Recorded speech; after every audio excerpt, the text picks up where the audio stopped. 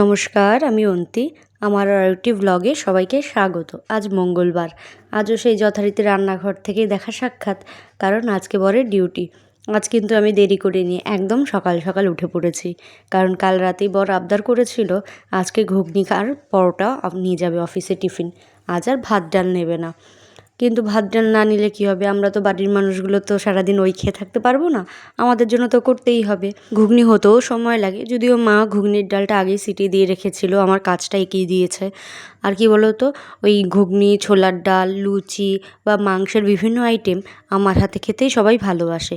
সেই কারণে মা সব কিছু গুছিয়ে দিল, রান্নাটা করে না, অপেক্ষা করে আমার জন্য। আর এখান থেকে ঘুগনির জন্য আলু ভেজে নিয়েছি।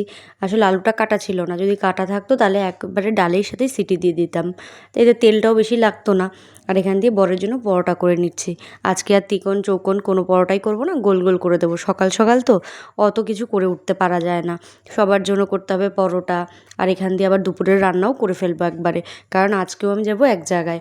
আর এবারের মতন এই রান্নাঘর আজকে শেষ দিন, আজ বিকেলে বাড়ি ফিরে যাব। আর যতই ঝড় বৃষ্টি হোক আর যাই হোক, আজকে ফিরতেই হবে। অনেক দিন এসছি, আর সেরকমভাবে তো থাকার জন্য আসিনি, জামা কাপড় কোনো কিছুই আনিনি। জামা কাপড় যদিও সেরম লাগে না, সব এখানে আমার ছেলের বরের থাকেই। এপার ওপার তো অসুবিধে হয় না, লাগলে আবার দৌড়ে আনা যায়। কিন্তু একটু দরকার আছে বাড়িতে, সেই কারণে আজকে যেতেই হবে। আর এখান দিয়ে দেখো ঘুগনির মশলাটাও কষে গেল। এই মশলা কষাটাই হচ্ছে অনেক সময়ের ব্যাপার। আর ওই পাশ দিয়ে মা একটু কাড়া করে নিচ্ছে বাবার জন্যে। ওই কোভিডের থেকে যে শুরু হয়েছে আমার বাবার কাড়া খাওয়া, এখনও পর্যন্ত সকালবেলা মা দেয়, মাঝে মাঝে বিকেলেও দেয়। এই কারণে জানো তো, আমার বাবার কিন্তু কোভিড হয়নি। আমার বাবার যেহেতু বাড়িতেই দোকান, কত লোকে এসছে, মাল নিয়েছে, বাবা মাল আনতে গেছে, আমার বাবার কিন্তু কোভিড হয়নি, শুধুমাত্র আমার মায়ের এই যত্নের কারণে। আর এখান দিয়ে দেখো ডালটাও সেদ্ধ করে রেখেছিল মা, আর আমি মশলা কষিয়ে নিয়েছি, এবার একটু ফুটে উঠলেই হয়ে যাবে। আর এখান দিয়ে আমাদের জন্য আমি চা বসিয়ে নিচ্ছি। আর বরের জন্য পরোটা হয়ে গেছে। আর ছেলেরও আলাদা আজকে তরকারি করব, কারণ ছেলে তো সকালে ভাত খায়। যতই পরোটা হোক আমি খুব একটা দিতে চাই না, যদিও দেখলে ওই খাবে, তাও মায়ের মন তো, আলাদা ভাত তরকারি আমি ওর জন্য করে নিচ্ছি। আর এই সে চা খাওয়া, আমি আর মা একসাথে বসে বসে চা খেতাম, গল্প করতাম, এইটাই আবার মিস করব। কারণ এসে এখন আমি একা, আমি চা খাবো অবশ্যই, কিন্তু এই একসাথে বসে চা খাওয়া, গল্প করা তো আর হবে না। দেখেছই আমি চা খেতে খেতে কাজ করি, একা একা কী আর করব। বর চা খায় না। আর এখান দিয়ে দেখো বর সকালে ডালিয়া খেয়ে যাবে বলে আমি ডালিয়াটা ধুয়ে এখন ওটাকে সেদ্ধ করে নেব। আগে খুব ডালিয়ার খিচুড়ি খেত, এখন যেহেতু আমি অনেক সবজি টবজি রান্না করি, আমি বলি এদিকেও সবজি ওদিকেও সবজি, অতিরিক্ত কোনো কিছুই ভালো না। সেই কারণে এখন থেকে ডালিয়াটা শুধু সেদ্ধ করে দিই, সাথে ডাল তরকারি যা আছে তাই খায়। আর ওইদিকে দেখো ঘুগনি আমার ফুটে উঠেছে, গরম মশলা গুঁড়ো দিয়ে দিয়েছি। আর ওইটা হয়ে গেলে নামিয়ে নেব। আর একটু ঝোলঝোলি রাখবো, কারণ ও খাবে নেবে, আবার এসে একটু যদি খায়, আর আমরাও সবাই খাবো। আর এদিকে আমার চাও হয়ে গেছে, আমি আর মা এখন চা খাবো, তারপর আস্তে ধীরে কাজ করব। চলো চা খেতে খেতে তোমাদের কিছু কমেন্ট পড়ি। সাকিনা রাজেশ কমেন্ট করেছে, মায়ের বাড়ির মতন সুখ শান্তি কোথাও পাবে না গো, একটু ব্যস্ত ছিলাম ওই কারণে তোমার ভিডিও দেখতে পারছি না। খুব ভালো লাগলো ভিডিওটি, ধন্যবাদ গো তোমায়। আর কি বলো তো, খুব সত্যি কথা বলেছো যে মায়ের বাড়ি সত্যিই মায়ের বাড়ি হয়। মায়ের বাড়ির মতন সুখ কোথাও নেই। মায়ের সাথে কিছু হলে কত রকম কথা বলে ফেলি, কত রাগ দেখাই, অভিমান করি, কান্না করি মায়ের কাছে। এই জিনিসগুলো যদি অন্য কারোর কাছে করতাম কখনোই মেনে নিত না। মা বলেই হয়তো মেনে নেয়। মায়ের কাছে এখনও কত আবদার, শুধু মা কেন, বাবার কাছেও। আমরা জানো তো 2 ভাই বোন। আমার একটা ভাই আছে আমার থেকে 1 বছরের ছোট, কিন্তু দেখলে কেউ বুঝবে না যে আমার থেকে ছোট। যাই হোক, সে একটু দাদাগিরি দেখায়। আমার মা আমার ভাইকে বেশি ভালোবাসে, বাবা আমাকে বেশি ভালোবাসে, এটা সবাই জানে, আমরাও জানি। তো আমার যখন এক বান্ধবী প্রেগনেন্ট হয়, তো তার মা তাকে প্রচুর করেছিল। তো আমি শুধু ওকে বলতাম, এই তোর মা তোকে এত করেছে, আমার মা কি আমাকে করবে? বিশ্বাস করো, আমি যখন প্রেগনেন্ট হই, আমার 1 গ্লাস জলও ভরে খেতে দেয়নি আমার মা। আমি অসুস্থ থাকি, সুস্থ থাকি, সর্বস্বটা আমার মা করেছে। আমি বমি করেছি সেটাও পরিষ্কার করেছে, নাতির সব নোংরাও সেই দিদাই পরিষ্কার করেছে।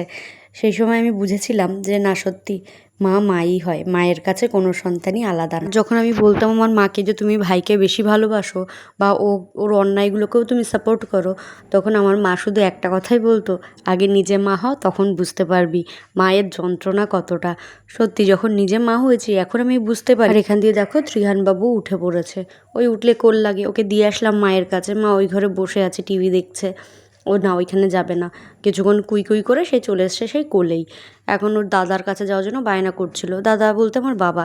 ওর বাবা তখন দোকানে ব্যস্ত, হয়তো কাস্টমার এসছে কোনো, কিন্তু ও শুনবে না, তাই ও আমার কোলেই থাকবে। মার কাছেও যাবে না, এই মা যে কোলে নিয়ে ঘুরতে পারে না, সেই কারণে আমার কাছে চলে এসছে। আর এখান দিয়ে দেখো ওকে আমি সে বুঝিয়ে সুজিয়ে ওকে দিয়ে আসলাম, কারণ ঘুগনিটা হয়ে গেছে নামাবো, তা ওটা নামিয়ে নিয়েছি আর ওর ডালিয়াটা সেদ্ধ করতে দিয়ে দিয়েছি। আর বর স্নানে ঢুকে গেছে। আর এখান দিয়ে দেখো পাবদার মাছের ঝাল করব, শুধু পাবদা না, সাথে কাতলাও দেবো, কারণ বর পাবদা খায় না। আর ছেলেকেও জ্যান্ত কাতলা যেহেতু, তাই ছেলেকে কাতলাই দেবো। সেই কারণে বরের আর ছেলের জন্য কাতলা, আর আমাদের সবার জন্য পাবদা। সেটা করব সর্ষে পোস্ত কাজু দিয়ে, ঝাল ঝাল বা সর্ষে বাটা যাই হোক, ওই রান্না করব। আমার কাছে বেশ ভাল লাগে। আর এখান দিয়ে বড় টিফিন গুছিয়ে নিচ্ছি, ওই পরোটা আর ঘুগনি। ও যে কী ঘুগনি ভালোবাসে, আমি যখন এ বাড়িতে ঘুগনি করি তখন আমার বর একাই খায়। ও যে কী ভালোবাসে ঘুগনি, আমি মাঝে মধ্যে খাই, খুব যে ভালো লাগে তা না। আর ওই বাড়িতে করলে বাবা মা ভাই কম বেশি সবাই কী বলো তো খেতে হয় বা একটু ভালোবাসে, ঠিক আছে, কিন্তু ওর মতন এত ঘুগনি প্রেমী কেউই নই আমরা। আর এখান দিয়ে দেখো মাছের ঝালটা করব। আজকে হচ্ছে ঘুগনির মশলা আর পাবদার ঝালের মশলা একসাথেই করে নিয়েছি মিক্সিতে, আর শিলে শুধু পোস্তটা আর কাজু বেটে নিয়েছি। আর এদিকে ছেলের তরকারিটা বসিয়ে দিয়েছি। আর বাসন হয়েছে অনেক, ছোটো বেসিন তো, মেজে না নিলে অনেক হয়ে যায় পাহাড় সমান। মা আমাকে বারণ করে যে এই বাসন তোর মাজতে হবে না, এগুলো আমিই মেজে দেবো, তুই রান্নাটুকুই কর, যেহেতু তোর রান্না খেতে ভালোবাসে সবাই, এটা ওটা করতে পারিস, তুই ওটাই কর। কিন্তু কি বলো তো, মা প্রচুর করে, কারণ সকাল থেকে উঠে মার একা হাতে কাজ, পুজোর কাজ থেকে শুরু করে সব কাজ মা একা করে, কারণ ওই বাড়িতেও মা কাজের লোক রাখেনি, কারণ ওই যে কাজের লোকের কাজ তার পছন্দ হয় না। বাবা রেখে দিলেও 2 দিন থেকে 3 দিন, তারপর আর মার পছন্দ হয় না। ওই পেছন পেছন ঘোরে, এখানে মোছো ওখানে মোছো, ওইভাবে তো কেউ কাজ করবে না না। আর এই কারণে মাকেই করতে হয়। তা সকাল থেকে এত খাটে, আবার আমার ছেলেটা উঠে গেলেই মাই বেশি সামাল দেয়, মা আর বাবা। সেই কারণে আমি বললাম তোমরা নাতিকেই দেখো, এদিকে আমি করি।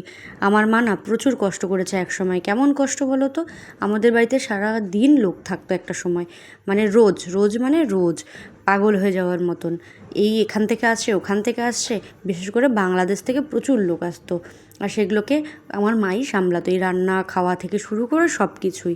তাই এখন বয়সও হয়ে গেছে, শরীরও ভালো না, অত পারেও না, তাই বলেছে আমি যখন থাকবো আমাকেই করতে দাও, তুমি নাতি সামলাও, তাহলেই হবে। আর এই যে বর ডিউটি চলে যাচ্ছে, আর মা রান্না করবে আজকে পাট শাকের ঝোল। আর জানো তো আজকে চাল ধোয়া জলটা রেখে দিয়েছি, ওই ফুল গাছে দেবো বলে। আর এখান দিয়ে মা পাট শাক বসিয়ে দিয়েছে। আমরা পাট শাকের ঝোল খেতে খুব ভালোবাসি, এভাবে নিরামিষও ভালোবাসি, আবার চিংড়ি মাছ দিয়েও খেতে ভালোবাসি।